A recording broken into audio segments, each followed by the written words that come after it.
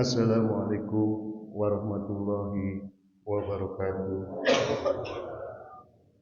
Alhamdulillahirabbil alamin. Wassalatu wassalamu ala asrofil anbiya'i wal mursalin wa ala alihi wa sahbihi ajmain. Amma ba'du.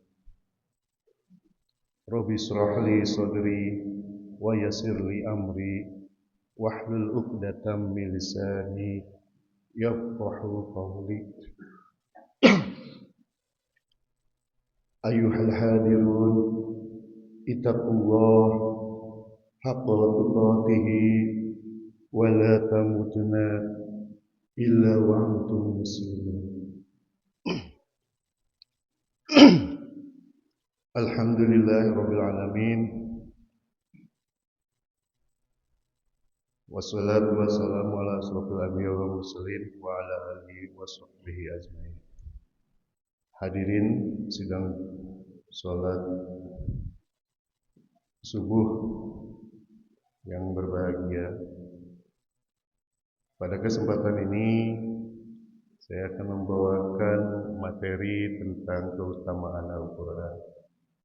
Sebagaimana kita ketahui, Al-Quran ini terdiri dari 30 juz, 114 ayat surat, dan 6.666 ayat.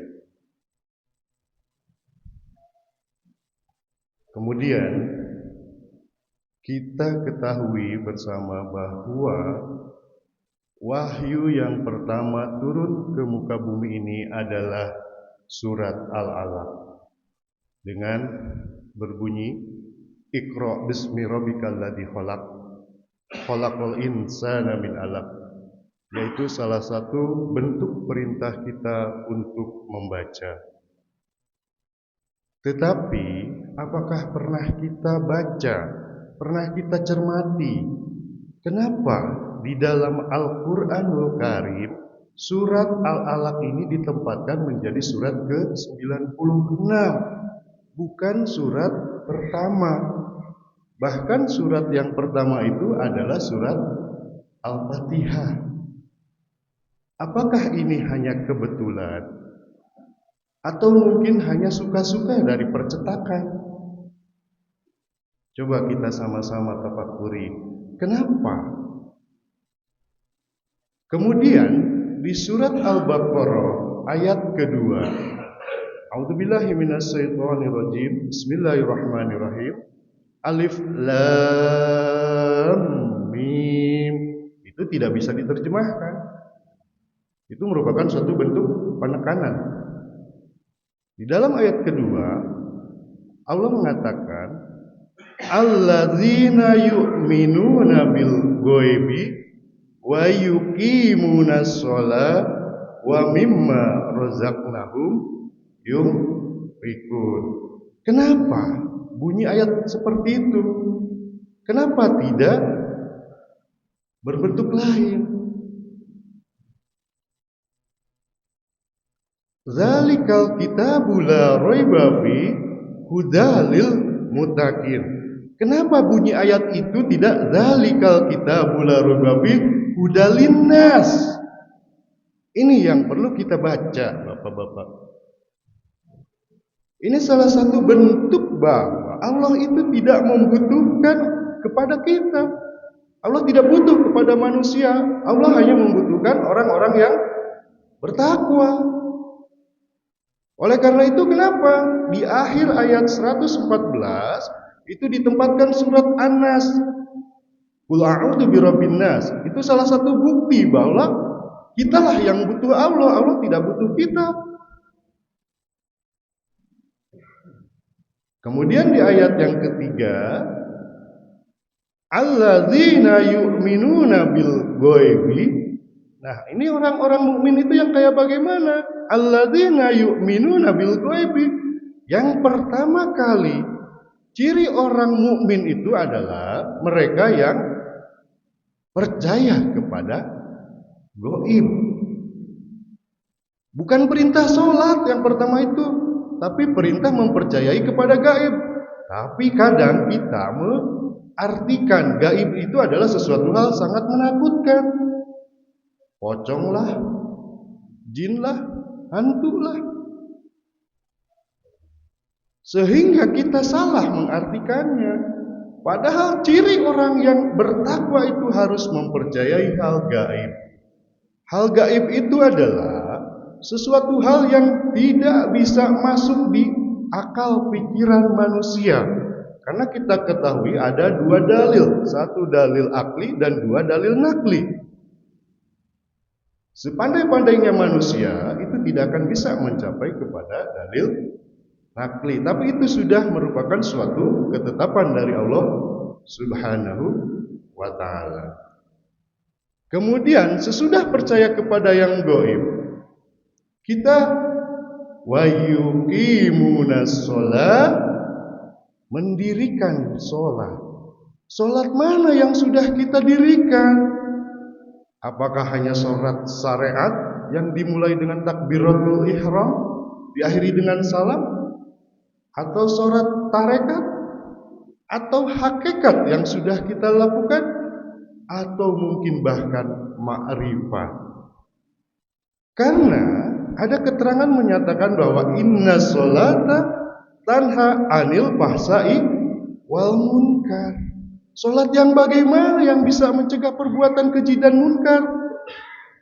Kita sholat iya, gosip jalan. Sholat terus, maksiat tetap dilaksanakan. Kemudian ciri yang ketiga yaitu orang-orang yang menafkahkan sebagian dari rizki yang kita terima. Apakah ini sudah masuk ciri-ciri yang ada di dalam diri kita? Kita lihat saja buktinya. Kalau kotak amal lewat di depan kita, apakah kita begitu saja dilewatkan? Nah, inilah 3 ciri orang yang mukmin. Kemudian ayat selanjutnya mengatakan, walladzina yu'minuna bima unzila ilaika wa ma unzila min qablik.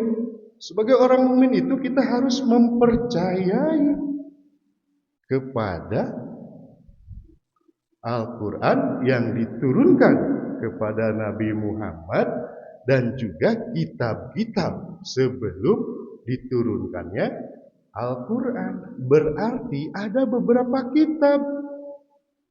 Nabi Ibrahim punya kitabnya. Ada Zabur, ada Taurat, ada Injil. Kita harus percaya itu sudah diturunkan.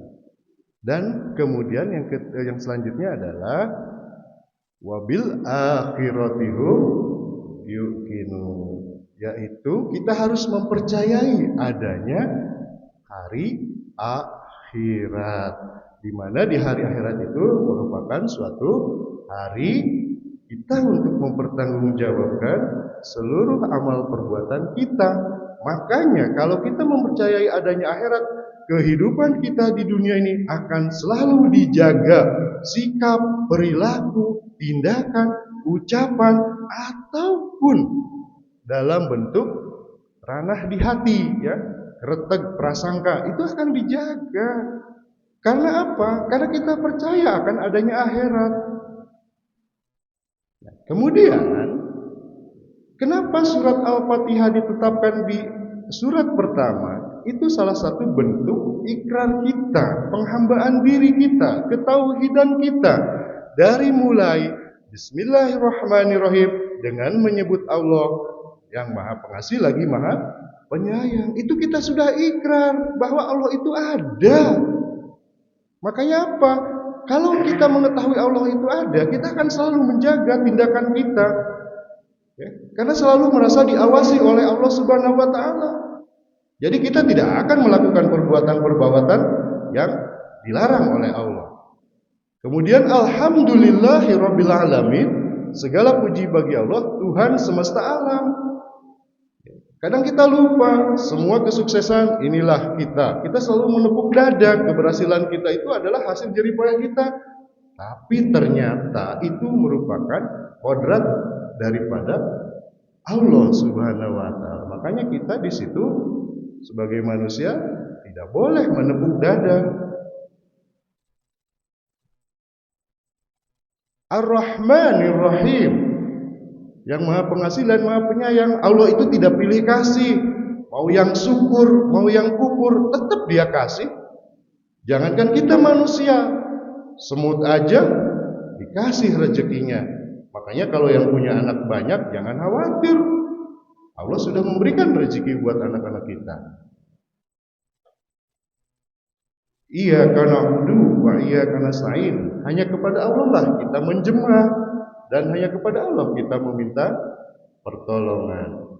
Tetapi kadang-kadang kita salah. Iya karena hudu wa dukun nasta'in. Ke Allah kita menyembah, tapi minta pertolongan ke dukun, ke embah. Kadang kita itu tidak disadari. Ya. Kemudian Maliki Yaumidin, yang menguasai hari pembalasan. Berarti ini salah satu bentuk bahwa kita itu dhaif. Manusia itu lemah. Hanya Allah nanti yang akan menjadi raja kita di hari akhir. Ihdinas siratal mustaqim. Ya Allah, tunjukkanlah kami kepada jalan yang lurus. Berarti selama ini kita bodoh, minta selalu dituntun, ditunjukkan kepada Allah, kepada jalan yang lurus. Jadi jangan merasa kita pintar. Siratal ladzina an'amta 'alaihim ghairil maghdubi 'alaihim waladdallin. Tunjukkan kepada jalan-jalan, dan kita dimasukkan ke dalam golongan kaum yang dirahmati dan diridhoi oleh Allah Subhanahu wa taala. Nah, itulah Bapak. Jadi di dalam surat Al-Qur'an, surat Al-Fatihah ditempatkan yang di ayat surat pertama itu bukan merupakan suatu kebetulan. Tetapi itu harus kita cermati. Sebagaimana kita baca buku, kita tidak akan mungkin baca dari belakang, tapi dari depan. Kalau kita sudah paham makna daripada Al-Fatihah yang sering kita baca sebanyak 5 kali dalam sehari semalam, tapi tidak pernah mengetahui makna dari itu semua, saya yakin sampai kapanpun sholat kita tidak akan khusyuk, karena tidak tahu apa makna dari surat Al-Fatihah itu. Dan kegiatan-kegiatan ibadah lainnya juga tidak akan terlaksana dengan baik, karena kita tidak bertakwa. Jadi kuncinya untuk meraih ketakwaan itu dua. Satu, passwordnya atau username-nya adalah dengan syahadat asyhadu alla ilaha illallah wa asyhadu anna muhammadar rasulullah, dan passwordnya yaitu dengan surat Al-Fatihah dikuasai maknanya. Demikian saja mungkin kuliah kultum kali ini. Mohon maaf atas kekurangannya. Ini tidak bermaksud menggurui, saya hanya sharing saja. Sekali lagi mohon maaf jika ada salah-salah, jangan salahkan saya, salahkan Pak Hendar yang WA saya untuk mengisi materi di sini. Usikum wa nafsi bitaqwallah. Wassalamualaikum warahmatullahi wabarakatuh.